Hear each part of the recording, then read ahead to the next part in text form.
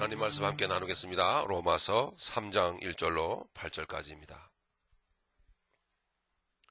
로마서 3장 1절로 8절까지입니다.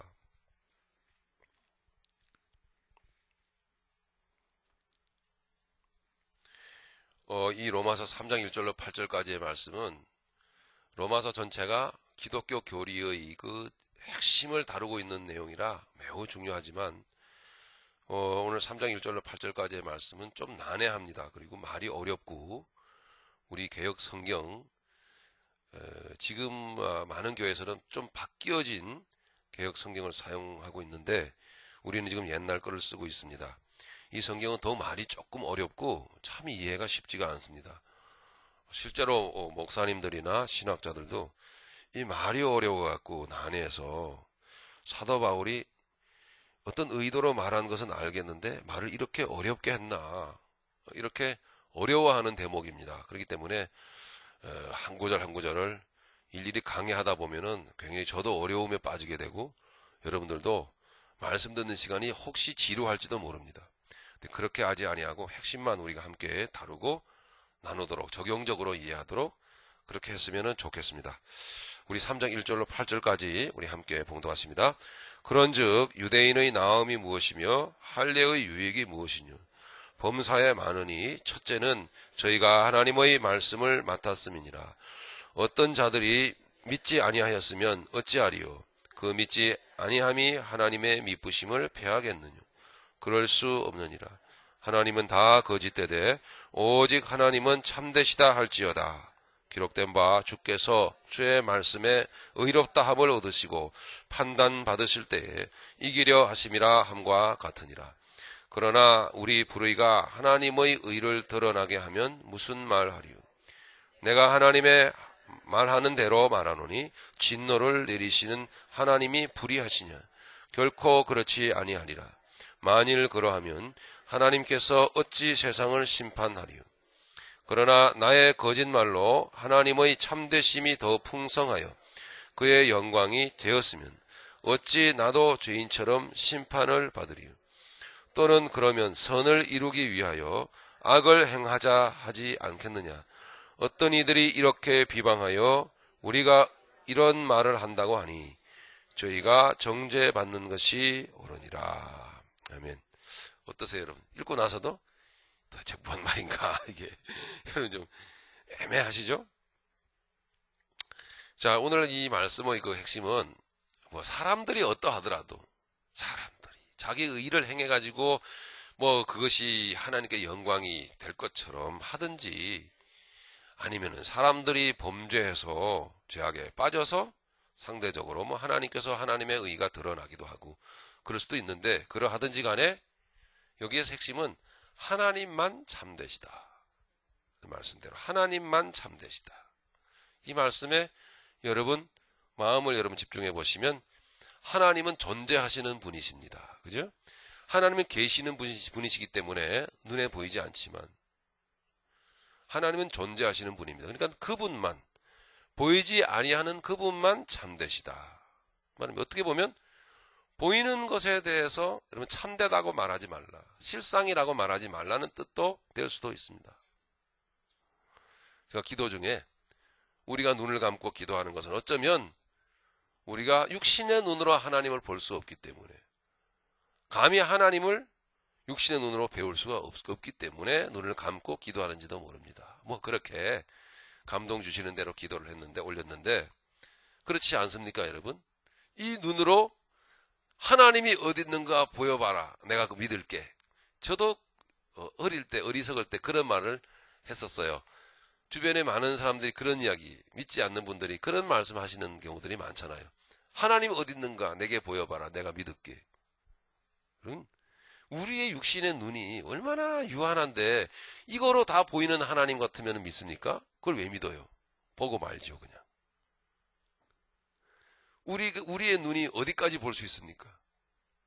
아무리 시력이 좋아봐야 2.0, 2.5. 2.5는 대단한 눈입니다. 근데 그 눈 갖고 우리가 뭘 본다는 말입니까? 그 눈 갖고 뭘 확인을 해야 하나님을 믿겠습니까? 독수리 눈보다도 못한데. 독수리 눈은 대단하다 그러죠? 높이 창공에서 움직이지도 않고 가만히 멈추고서 주시에 땅을 지 표면을 주시한 지 표면에 움직이는 작은 쥐 새끼 한 마리 움직이는 건 다 본다고 하잖아요. 독수리 눈이. 그래서 그게 발견하면은 쏜살같이 그냥 땅으로 내려와가지고 채고 올라간다고 그러죠. 그걸 다 보는 눈인데 우리는 독수리 눈보다도 못한 눈을 갖고 있어요. 이 눈은 많이 오해하고 이 눈은 많이 실망하고 왜요? 바로 눈앞의 것만 보니까. 네. 그런 한계가 우리에게 있습니다. 우리가 LA를 중심으로 이렇게 살고 있는데요. 우리가 이 LA를 중심으로 살다 보면 어떻게 보면 여러분 미국 여행 오는 사람들보다도 또 못할 때가 있어요. 저는 7년여 좀 더 됐는데요. 미국 온 지. 저는 캐나다도 가보고 그랜드 캐년도 가보고 또 뭐 세코야 파크도 가보고 뉴욕도 가보고 다녀본 데가 좀 있네요. 그러고 보니까. 멕시코도 다녀와 보고. 그런데 어떤 분은 10년, 20년 넘게도 세상에 그랜드 캐년도 한번 못 가봤대요. 사시느라고요. 그런 분들이 계시더라고요. 이야, 얼마나 삶이 빡빡했으면 그렇게요. 그러니까 그분은 세상이요 여기밖에 없는 거예요. 사실은요. 다른 데를 생각을 못해요. 자, 우리가 그렇게 살 수 있습니다. 그죠? 그러면 고작해야 우리의 그 사고 반경은 이 LA를 중심 벗어나지는 못해요. 여기만 보는 거죠. 근데 멀리 가보면 아 여기도 사람이 사는구나. 야 여기도 이렇게 사람들이 살아가네. 이렇게 보게 됩니다. 조금 다른 얘기인데 그래서 여러분 좀 사치스러운 얘기인지 몰라도 기회 있을 때마다 조금 다니시면 어떨까요? 기회 있을 때마다 다녀보면 이렇게 넓어지잖아요. 사람이 넓어지고 저기도 다 사람들이 산다.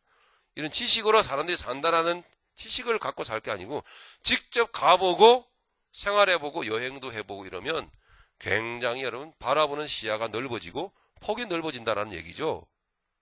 유익이 있습니다. 우리의 눈이라고 하는 것은 고작해야 이렇게 우리의 주변만 이 안에밖에는 못 봅니다.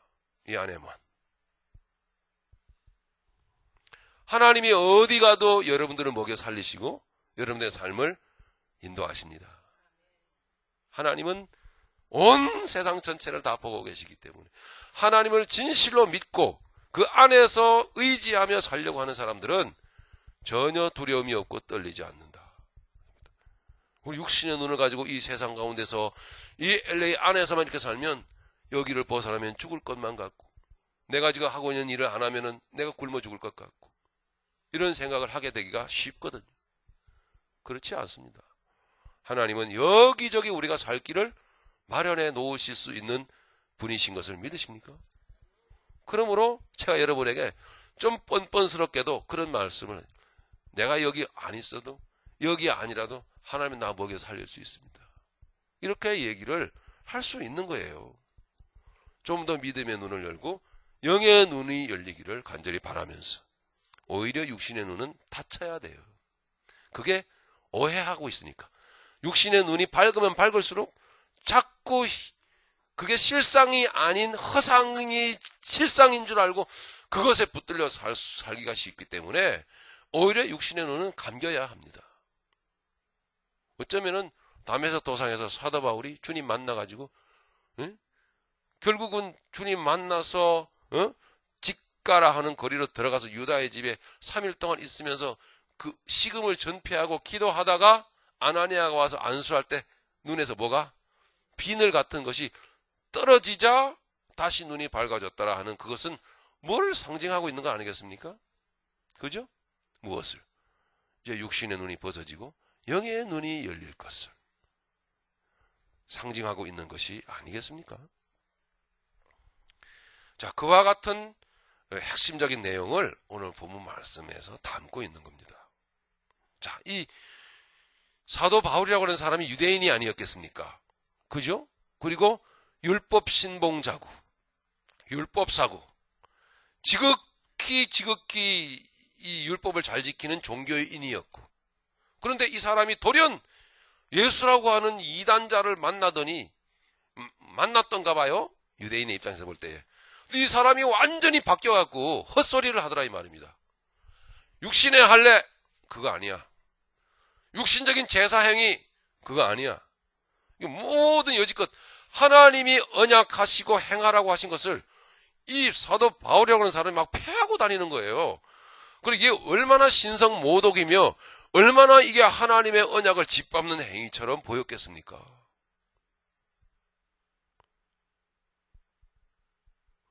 오늘날에 여러분 적용을 쉽게 할 수가 있겠죠?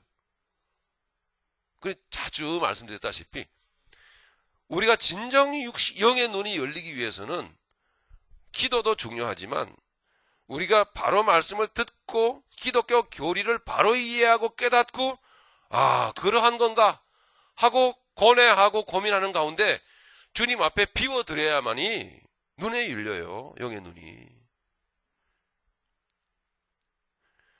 그건 대단한 것은 아니었습니다만은 처음에 개척할 때 보통 여러분 일반적으로 우리 한국 교회의 강대상 뒤에는 거룩한 의자들이 있잖아요. 아직도 그런 교회들이 많죠? 거룩한 의자들입니다. 그거는. 그래서 아무나 앉을 수가 없습니다. 최소한도 장로님 이상 여기 앉을 수 있고, 그 이하는 여기 앉기가 좀 두렵고 좀 불편하고 그죠? 그런 의자들이 쫙 있습니다. 근데 소위 말해서 제가 그런 의자들이 필요 없다라고 말하면 그게 여러분 많이 힘들고 또는 상처가 되고 시험이 드는 영혼들이 있더라 하는 그런 얘기입니다. 오늘 말씀은요 그런 거예요. 사실은요. 할례는 육체에 하는 게 아니고 마음에 해라 하나님이 말씀하셨다면 바로 그와 같은 것들이거든요. 여기에 뒤에 강대상 뒤에 의자가 있고 없고가 이 무슨 얘기냐면 나중에 예수님의 심판대 앞에서 그와 같이 우리가 종교 생활을 하는데 필요한 내용들을 붙들고 있느냐 붙들지 않느냐에 따라서 말하자면 그것을 붙들고 있을 때 우리가 예수님의 심판대 앞에서 우리가 붙들고 있었던 현실의 것을 붙들고 있었던 외형적인 것을 붙들고 있었던 그것이 결코 담보하지 않는다는 말입니다. 그러니까 결코 심판을 피해갈 수 있는 보장이 되지 않는다라는 얘기입니다.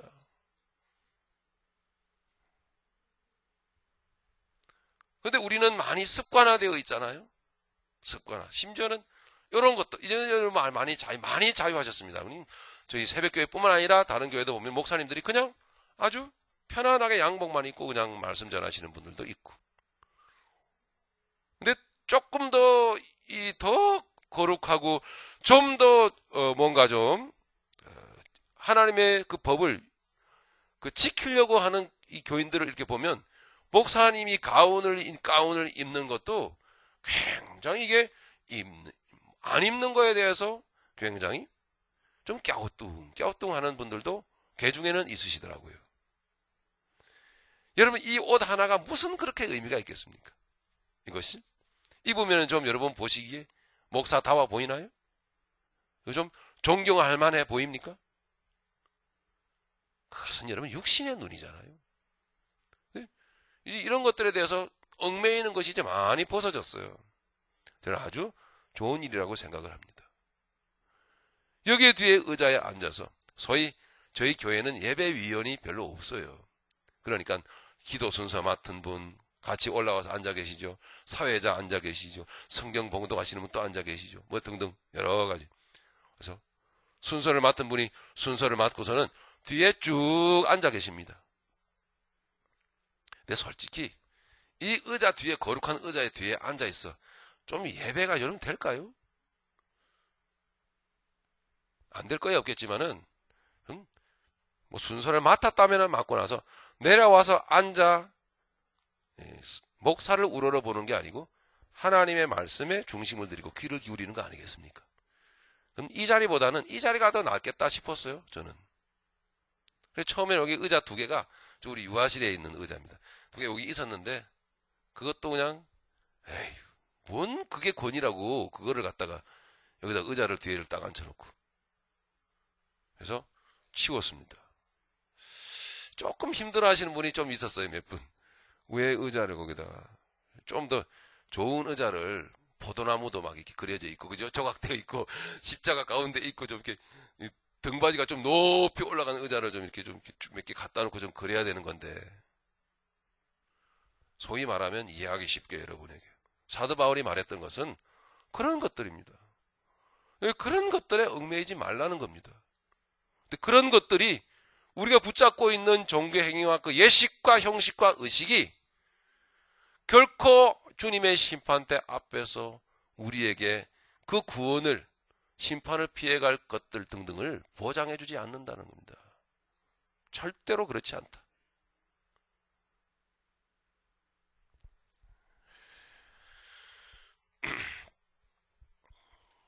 우리 말씀을 우리 잠시 함께 3장 1절 한 2절만 우리 함께 보도록 하겠습니다. 자, 이렇게 말하고 있는 것입니다. 그런즉 유대인의 나음이 무엇이며 할례의 유익이 무엇이뇨. 유대인의 나음이 뭐냐? 유대인으로서 유익이 뭐냐? 유대인이라고 하는, 그건 역사적 유대인이라고 하는 건 유대인. 예. 우리가 지금 기독교인이라고 하는 제가 목사라고 하는 이 목사 타이틀을 가지고 있는 제 이름 앞에 목사 누구? 예. 여러분 이름 앞에 붙어 있는 타이틀 그거 누구? 여러분들이 지금 쌓아온 신앙의 연륜 그것 등등등. 예. 여러분들이 많이 헌금하고 많이 교회 충성 봉사한 여러분의 손과 발의 그 행위들. 그런 것들의 나음이 뭐냐? 유익이 뭐냐? 본질적으로 그런 것들의 유익은 없다라고 말한 겁니다. 그런 것들의 유익은 없다.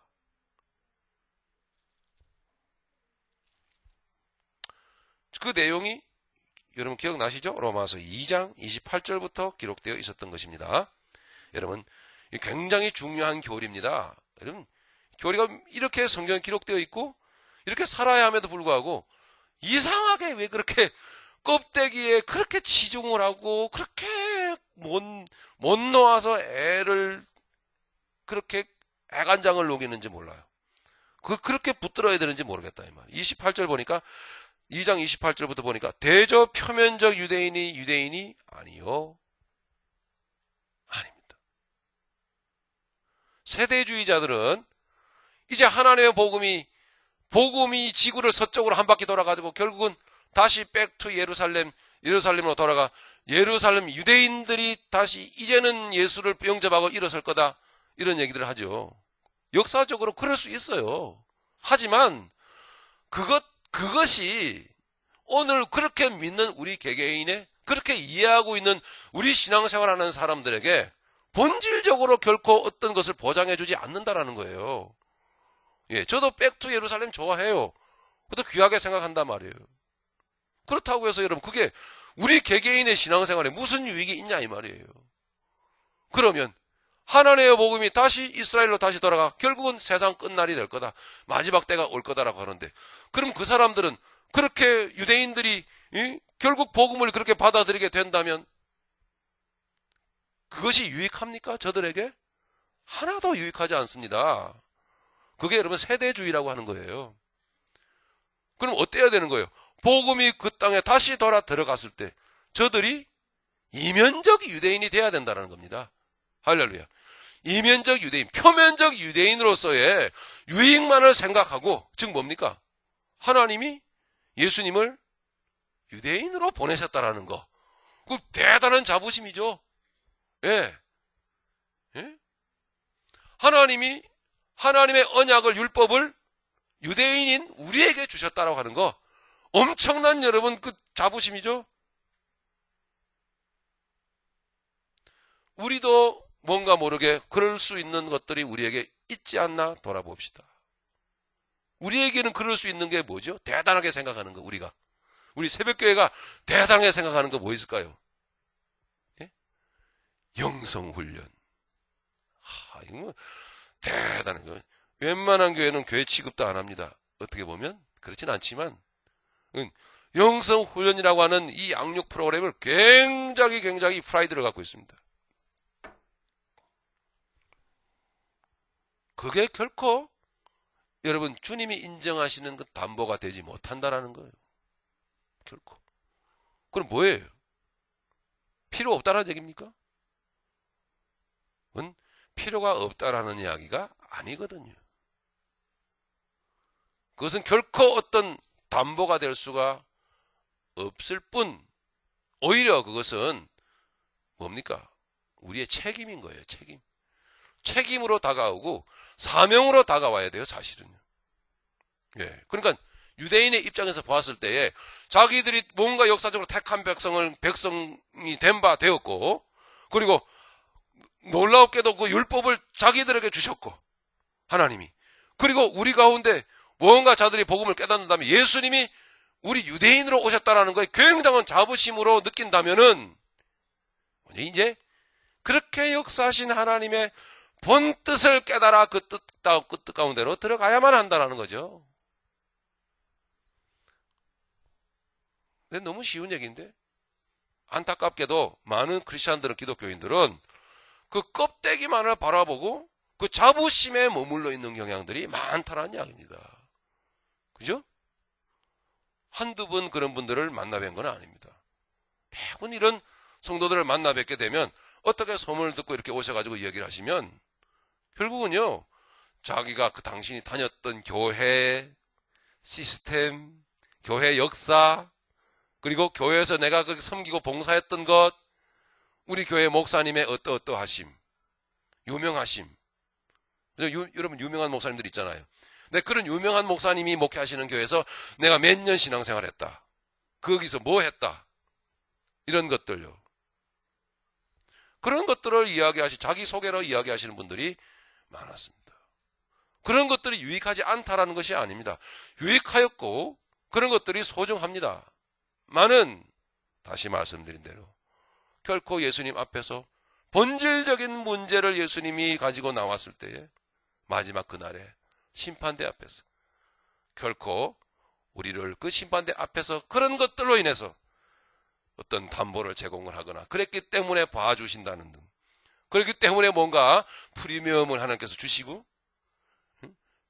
하나님의 심판을 피할 수 있는 어떤 버팀목이 될 수 없다는 겁니다. 오늘 하나님 말씀, 그것을 우리에게 말씀하고 있습니다. 어쩌면 우리가 내 잔을 채워주소서, 내 잔을 채워주소서 이렇게 우리가 찬양했다면 잔을 채워달라고 하는 그 사모하는 부르짖음은 뭡니까? 비워야 되는 거 아닙니까? 여러분, 비우지 아니하면 체험을 받을 수가 없어요. 내가 누군데, 내가 얼마만큼 믿었는데, 예? 등등의 이와 같은 외형적인 모습은 결코 하나님 앞에서 하나님으로부터 인정을 받을 수가 없다라는 것을 오늘 말씀을 통해서 우리에게 보여줍니다. 오히려 그것은 책임이며 사명에 가깝다. 그렇죠? 유대인이 그렇게 자기들에게 하나님의 어떤 유익을 주셨다면 그것은 책임으로 받아들여야 되고 사명으로 받아들여야 될 부분이죠. 그런 것들을 붙들고 굉장한 것이냐 핵심이냐 대단하게 그런 것들에게 사로잡혀서 세월을 그냥 허송세월해서는 안 된다는 것을 말씀해 주고 있는 겁니다. 그래서 다시 한번 잠시 얘기로 돌아가면, 그래서 이렇게 대화를 나누면요, 결과적으로는 그 표면적 유대인적인 것만 얘기를 하는 거예요. 만나는 사람들이 거의 대부분이 표면적 유대인적인 얘기, 내가 뭘 했고 우리 교회가 어땠고. 실제적으로 여러분 한번 정리를 해보죠. 우리 스스로 적용시켜서. 여러분 솔직히 무슨 유익이 있던가요? 그죠? 무슨 유익이 있어요? 그래서 무슨 본질적인 유익이 있습니까? 그래서 이제 집사님 얘기 좀 해주세요. 집사님 얘기 듣고 싶어요. 집사님 하나님 만난 간증, 은혜 받은 간증, 집사님 얘기해 주세요. 그런 것만 얘기를 못해요. 할 거리가 없는 건지 아니면 잊어버리신 건지 몰라도 자기의 내용이 없는 거예요. 오늘 성경 말씀, 그것을 우리에게 말씀하고 있는 겁니다. 이게 중요한 교리입니다. 우리가 어느 한쪽에 치우쳐질 수밖에 없는 것입니다. 그쪽에 붙들고 치우쳐져 있으면 이쪽이 약해지게 되어 있어요. 이쪽에 이면적인 것에 우리가 치중을 하게 되면 그런 것에 대해서 별로 그렇게 신경 쓰지 않습니다. 그게 옳은 겁니다. 그게 바로 자유라고 하는 것이거든요. 자유.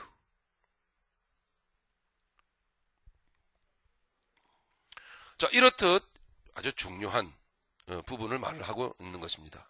3장 1절 다시 보시면 그런즉 유대인의 나음이 무엇이며 할례의 유익이 무엇이뇨. 그 앞절의 2장 마지막 부분에는 유대인의 나음도 없고 이면적 유대인이 유대인이며 할례는 육신의 할례는 그게 본질이 아니고 마음의 할례, 영적인 할례를 하나님이 말씀하신 것이었다. 이렇게 말씀했던 거죠. 그러니까 다시 말하면 유대인의 입장에서는 완전히 이거는 신성모독이고 하나님이 그것들을 통해서 우리에게 주셨고 언약까지 하셨는데 너는 내 백성이라 그러면서 너는 도대체 뭐하는 놈이냐? 감히 하나님의 이름을 모독하느냐? 그러면 하나님의 약속하신 게 뭐가 되느냐? 이렇게 반론을 제기하게 되는 겁니다.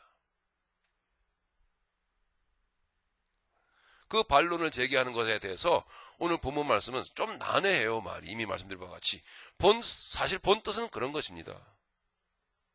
하나님만 참되시다. 예. 자, 2절의 말씀 좀 보시면 범사에 어쨌든 그 유대인됨 유익이 많으니 첫째는 저희가 하나님의 말씀을 맡았음이니라. 하나님의 구원의 계획이 이스라엘의 역사 속에서 역사를 통해서 이루어졌잖아요. 그죠? 예, 그런 내용들입니다. 하나님의 말씀을 저들이 처음에 맡았음이니라. 이게 유익이 있지요. 없는 게 아니지. 그러나 3절에 들어가 보면 여러분 어떤 자들이 믿지 아니하였으면 여기서 어떤 자들은 유대인 중에 그 표면적 유대인 중에 어떤 자들이 믿지 아니하였으면 이 말은 그럼에도 불구하고 믿지 않는 사람들이 있었다는 얘기입니다. 하나님을 대적하는 사람들이 있었더라 하는 이야기입니다. 하나님께서 표면적으로 주신 율법과 언약이 그것이 본질이었다면 이 역사적 이스라엘 백성들은요 다 구원받아야 돼요. 여러분 다. 그러나 그렇지 않습니다. 지옥 가는 사람들을 부지기수로 많습니다. 지금 그 말씀을 말씀하고 있는 거거든요. 유대인 중에 어떤 자들이 믿지 아니하였으면 어찌하리요? 그 믿지 아니함이 하나님의 미쁘심을 폐하겠느냐? 이렇게 사도 바울은 반론을 합니다. 즉 하나님이 이스라엘 백성들에게 주신 율법과 표면적인 제사 행위와 할례라든가 이런 종교 행위들은 하나님의 무슨 뜻을 담고 있었던 것이지 그 자체가 본뜻이 본질이 아니었다라는 겁니다. 오늘 우리에게 주시는 이 예배 공간, 직분, 예? 성가대, 또 뭐 예배 순서, 또 우리에게 주신 모든 이와 같은 이 재료들은 유익해요. 우리에게 또 필요한 것이고 또 그죠? 있어야 하는 것입니다. 하지만 이것은 하나님의 본질이 아니다라는 겁니다. 자, 이 말씀에 여러분 빗대어서 여러분 한번 이해해 보시면 좀 더 이해가 쉬울 줄로 그렇게 합니다. 고린도 후서 6장 1절로 10절까지 한번 찾아보겠습니다.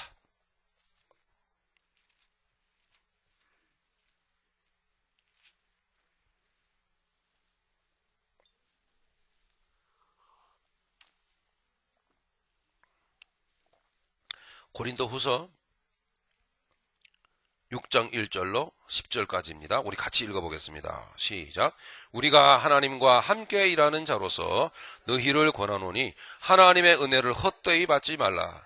가라사대 내가 은혜 베풀 때에 너를 듣고 구원의 날에 너를 도왔다 하셨으니 보라 지금은 은혜 받을 만한 때요 보라 지금은 구원의 날이로다.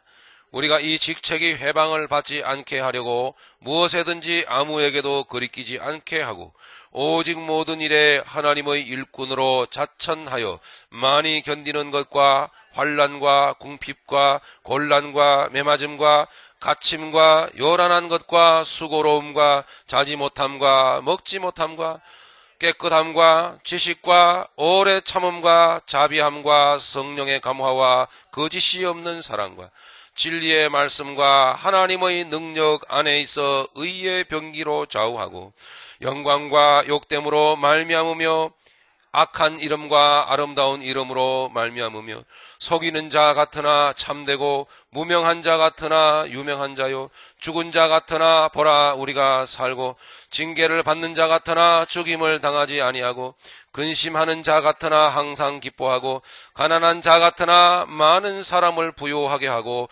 아무것도 없는 자 같으나 모든 것을 가진 자로다. 아멘. 이해하시겠습니까?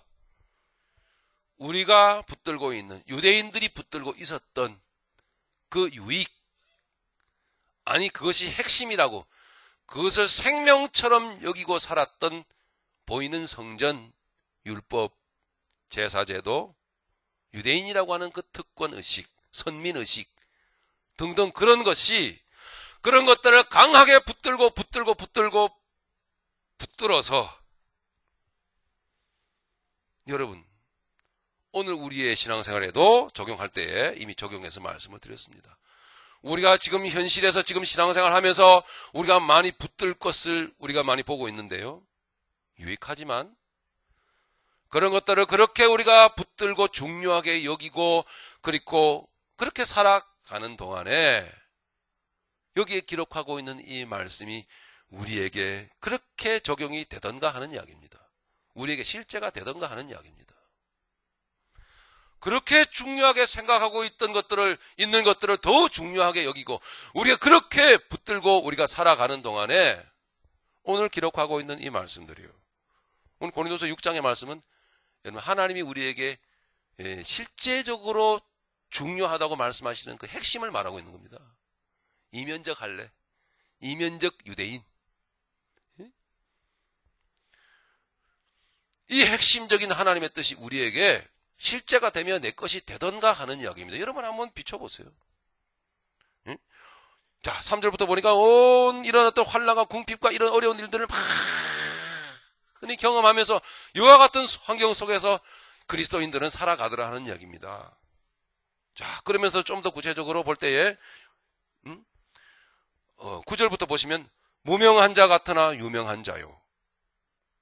자, 이게 여러분 이렇게 우리 믿음 생활하는 가운데 이게 나타나야 된다는 거거든요. 예? 우리 10년 가운데 이렇게 막 경험되어져야만 된다는 거예요. 무명한 자 같으나 이 말은 뭐죠? 사람들이 안 알아주는 거예요. 예. 사람들에게서 인정을 못 받아. 인정을 안 해줘. 별 볼 일이 있어야지. 볼품이 있어야죠. 그런데도 그것과 상관없이 여러분들이 영적인 자존감을 가지고 여러분 살게 되더냐는 얘기입니다. 예? 제가 목사 아니라 이 목사 협의회에 가입해가지고 제가 말이죠 잘 해가지고 여기 미주 이 남가주 목사 협의회 회장이 되었다고 칩시다. 여러분은 그러면 우리 목사님이 말이야 여기 남가주 협의회 목사 협의회 회장님이셔. 나 그 교회 다니고 있다고. 여러분 그거 강하게 붙들고 자부심을 갖고 사세요. 한번 살아보세요. 그 여러분이 그렇게 살면 여러분 무명한 자 같은데 여러분 유명한 자가 여러분 됩니까? 그게? 무슨 유익이 있던가요, 그게? 그런데 이상하게 그런 일들이 있어요. 어떤 총회, 노회, 등 교단에요. 총회장 한번 되어보려고 얼마나 돈을 많이 쓰고 로비를 하고 만나고 다니고 애를 쓰는지 몰라요. 총회장 하려고요, 총회장. 예. 그거 해서 그 자리에 앉으시는 그분이 과연 무명한 자로 취급을 받는 그 환경 속에서 유명한 자로 그렇게 영적 그 자존감으로 그렇게 살아가시던가라는 그런 얘기입니다. 안 사라져요, 절대로. 그러니까 그런 거 붙들지 말라는 겁니다. 기독교 신앙생활은 그런 거 아니라는 거죠. 이해가 가시죠? 조금 더 보시겠습니다. 9절에 무명한 자 같으나 유명한 자요 죽은 자 같으나 보라 우리가 살고 할렐루야. 이 사는 역사는 그렇게 한다고 해서 되는 게 아닙니다. 징계를 받는 자 같으나 죽임을 당하지 아니하고 할렐루야. 근심하는 자 같으나 항상 기뻐하고 가난한 자 같으나 많은 사람을 부유하게 하고 육적 부여로 결코 세상 사람들을 영적으로, 존재적으로, 본질적으로, 정신적으로 부유하게 해줄 수 없습니다. 아무것도 없는 자 같으나 모든 것을 가진 자로다. 할렐루야. 하나님은 우리가 이렇게 되기를 원하시는 거예요. 그러기 위해서는 여러분 벗어야 합니다. 다 내려놓아야 합니다. 진정 폭이 되어져야 되고 진정 내려놓음에 또 내려놓음이 우리에게 있어야만이 이와 같은 놀라운 하늘에 주시는 이면적 그리스도인으로서의 복된 하나님의 은총이 우리에게 부어지면 실제가 되는 겁니다. 14년 동안이나 중풍병으로 그 전신마비로 누워 있었던 사람이 있어서 실제적으로 14년 동안 완전 식물인간이죠. 전신마비면. 근데 불이 났어요. 집에 불이 나가지고요. 큰 불이 나가지고 사람들이 뭐 전부 다 정신 못 차리고 다 뛰어나가죠. 근데 전신마비가 됐는데 어떻게 나가요? 꼼짝도 못하고 사람들이 자기 데리고 나갈 생각들을 못하고 너무 급했던지 다 나가버린 거예요. 그냥 꼼짝없이 타 죽게 생겼어요. 불이 점점 뜨거워집니다. 근데 갑자기 이 중풍병자가 벌떡 일어나가지고 뛰어나갔다라는 거 아닙니까?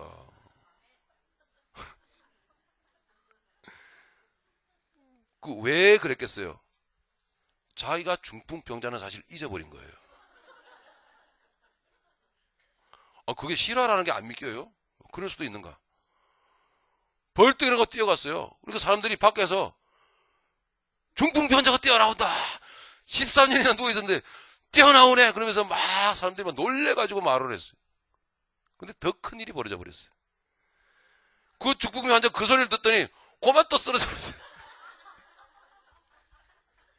이 믿기지 않는 만화 같은, 영화 같은 이야기가 실제 14년 중풍병 환자라였다는 것은 자기의 육신의 현실이에요. 그게 떠나가 버리니까 순간적으로 고만 역사가 나타나 버린 거예요.